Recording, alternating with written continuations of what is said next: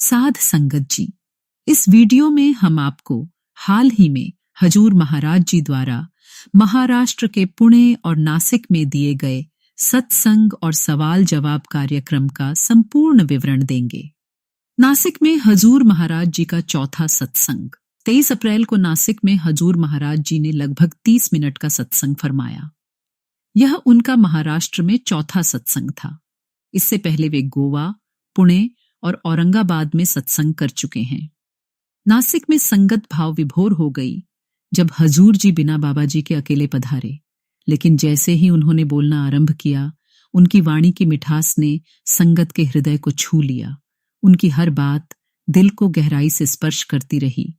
पुणे सत्संग का सार, सत्संग की शुरुआत एक बच्चे द्वारा गाए गए शब्द से हुई, जिसके सिर ऊपर तू स्वामी सो दुख कैसा पावे। हजूर महाराज जी ने इस शब्द के भावों को बहुत सरल और मार्मिक रूप से समझाया।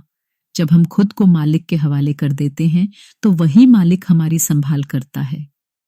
परंतु आज की स्थिति यह है कि हम संसार के आकर्षण में इतने उलझ चुके हैं कि परमात्मा को भुला बैठे हैं। हजूर जी ने कहा, मीटिंग हो तो समय से पहले पहुंचते हैं, लेकिन सत्संग में देर से जाते हैं। क्या पाठी साहब हमारा इंतजार कर रहे हैं? उन्होंने यह भी कहा कि हम सत्संग को अब एक औपचारिकता समझ बैठे हैं, एक डेली रूटीन की तरह। उन्होंने समझाया कि हम इंसानों की पहचान उनके आंतरिक गुणों से नहीं, बल्कि उनके सामाजिक दर्जे और धन से करने लगे हैं। यही हमारे पतन का कारण है। जैसे ऑफिस की मीटिंग्स में हुई बातों को अमल में लाते हैं, वैसे ही सत्संग की बातों को भी अपने जीवन में उतारना चाहिए। यदि ऐसा नहीं करते तो आत्मिक प्रगति असंभव है। मोबाइल और मालिक, हजूर जी ने आज के समय की सबसे बड़ी समस्या की ओर संकेत करते हुए कहा, आज रात को मोबाइल सिरहाने रखते हैं और सुबह उठते ही सबसे पहले मालिक को नहीं, मोबाइल को देखते हैं। जब तक मालिक को समय नहीं देंगे, तब तक अनुभव नहीं होगा। हम जैसे आए थे वैसे ही खाली लौट जाएंगे। नासिक सत्संग, मन का रहस्य। नासिक सत्संग में हजूर जी ने मन के विषय पर गहरा व्याख्यान दिया। उन्होंने कबीर साहब की वाणी से शुरुआत की। हजूर जी ने कहा, मन या तो भक्ति में लगेगा या माया में। निर्णय हमें करना है। लेकिन आज की स्थिति यह है कि मन ही हमारे ऊपर हावी हो चुका है। मन खेल कर रहा है, कहता है मेरा मन नहीं लगता, पर असल में मन ही गड़बड़ कर रहा है। ए मन तू ज्योत स्वरूप है, अपना मूल पहचान।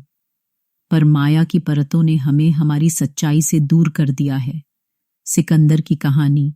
हजूर जी ने सिकंदर महान की कथा सुनाते हुए बताया, मरने के बाद सब कहते हैं राम नाम सत्य है, लेकिन क्या मरने के बाद राम मिलते हैं? जो मिलेगा वह जीते जी ही मिलेगा। नासिक के सवाल जवाब प्रश्न, ट्रेन यात्रा में भजन सिमरन कैसे करें? उत्तर, आसन न सही, आंखें बंद कर लो, उसी अवस्था में सिमरन करो और ध्यान को इकट्ठा करने की कोशिश करो। प्रश्न 2, मेरे परिवार पर अपनी दया बनाए रखना। उत्तर, बेटा सिर्फ अपने लिए मत मांगो, पूरी संगत के लिए मांगो। हमारा दायरा छोटा है, उसे बड़ा करना है। प्रश्न 3, मैं अपने मम्मी पापा के लिए क्या करूं? उत्तर, प्रेम से बात करो, इज्जत करो, समय दो। यही मां बाप की चाहत होती है। प्रश्न 4, आप कैसे हो? उत्तर, मुस्कुराते हुए, औसम। प्रश्न 5, बाबा जी कैसे हैं? उत्तर, औसम। प्रश्न 6, आप मेरे बाबा जी से कहना कि उनकी बेटी उन्हें मिस करती है। उत्तर, हजूर जी ने मुस्कुराकर सिर हिलाया। मैं राधा स्वामी परिवार में ब्याही हूं।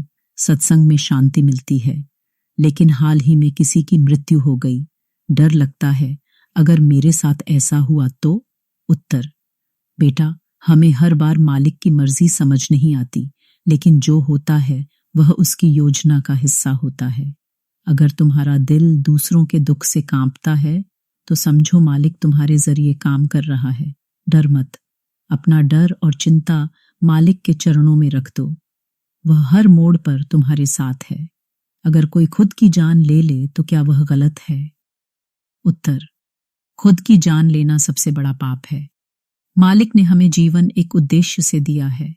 उसका अंत करना हमारी मर्जी नहीं हो सकती। उनकी वाणी में गहराई है, प्रेम है और जीवन की दिशा है। हर शब्द में एक मार्गदर्शन है, एक आह्वान कि हम अपने वास्तविक स्वरूप को पहचानें। अगर ये बातें आपके दिल को छू गई हों तो इस वीडियो को लाइक करें। गुरु घर का ये संदेश ज्यादा से ज्यादा लोगों तक पहुंचाएं। कमेंट में लिखें राधा स्वामी जी, ताकि हर कोई इस रूहानी भावना से जुड़ सके। और हाँ, ऐसे और रूहानी वीडियो के लिए हमारे चैनल रूहानी खजाना को सब्सक्राइब करें और बेल आइकन जरूर दबाएं, ताकि अगली बार जब मालिक का संदेश आए आपसे मिस न हो जाए। राधा स्वामी जी।